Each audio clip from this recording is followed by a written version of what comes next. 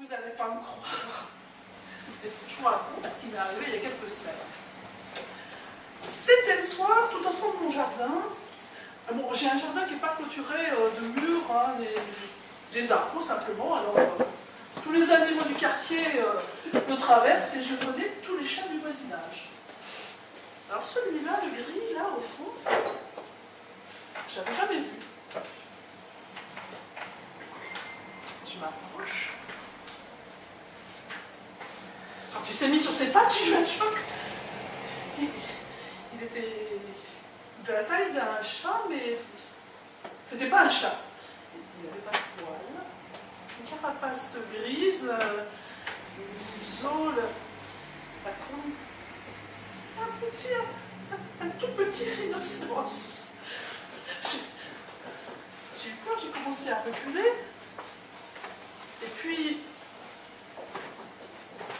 il a miaulé.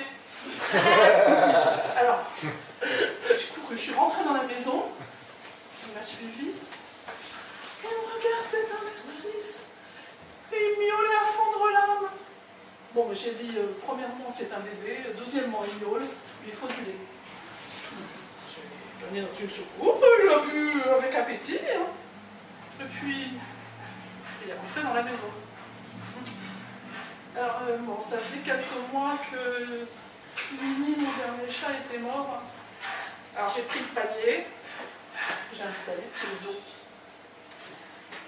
Le lendemain, je lui ai appris ce qu'on apprend à un chat, hein, être propre, hein, dans un plat. Puis c'était assez sympa. Hein. Alors bon, c'est sûr, quand on caresse, c'est pas pareil. Ça ne ronronne pas non plus. Puis alors, c'est beaucoup moins gracieux. Mais c'est sympa. Quelques jours plus tard, je regarde par la fenêtre. Qui je vois arriver au bout de l'allée? Bernadette, la commère numéro 1 du quartier. Vite, je prends le petit rideau. Je le mets dans le placard du couloir. Parce que sinon les histoires... Bernadette prend son café, il raconte des histoires de la rue, les potins du quartier, verre de jus de fruits, des histoires de tout le village. Au bout de 2 à 3 heures, Bernadette me dit il faut que j'aille au petit coin. Elle passe dans le couloir, entend miauler, et puis elle entend des coups contre la porte du placard et elle voit arriver la corne du petit rideau. Oh, Bernadette a fait un saut, elle aurait dû un volcan en éruption. Et elle a couru jusque chez elle. Je ne sais pas ce qu'elle m'a raconté à toutes les autres commères. Enfin, je me suis méfiée. Chaque fois que quelqu'un frappe à la porte, Bruno, tout au fond de la maison, tranquille avec toutes ses affaires. Elle m'a tout raconté, la pauvre Bernadette, elle avait perdu la tête, elle avait une dépression, patati, patata, puis elle allait inspecter le couloir, mais moi j'avais pareil, du placard. Enfin, le problème principal, c'était pas les commères. C'était que c'était pas un nain, c'était un Pépé. Pépé. Rhino. J'ai mesuré. Il grandissait, hein, surtout avec tout le lait et les bouillies. Hein.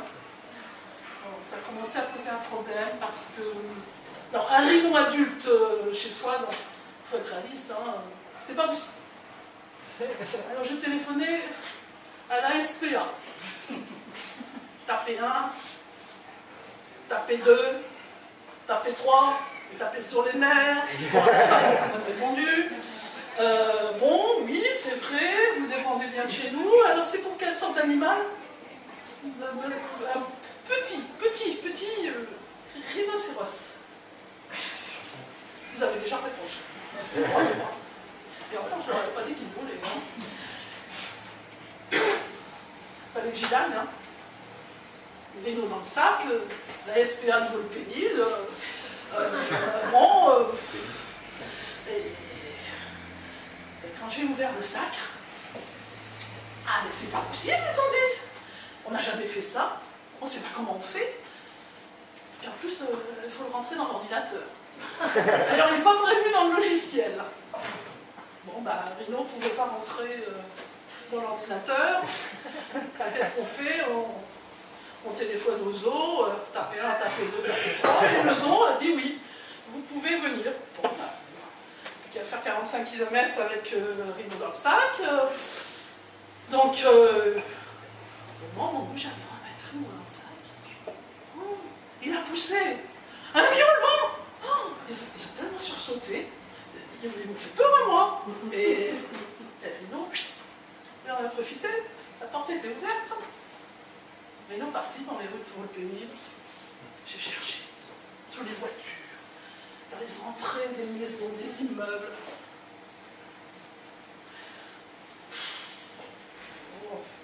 Je ne sais même pas si c'était une mutation d'ailleurs, hein, si c'était peut-être un laboratoire, des expériences de GM, je ne sais pas ce que c'était. Moi je ne l'ai pas retrouvé. Bon alors, si jamais à Volpénil ou ailleurs, vous rencontrez le petit Rhino, vous de Vincennes.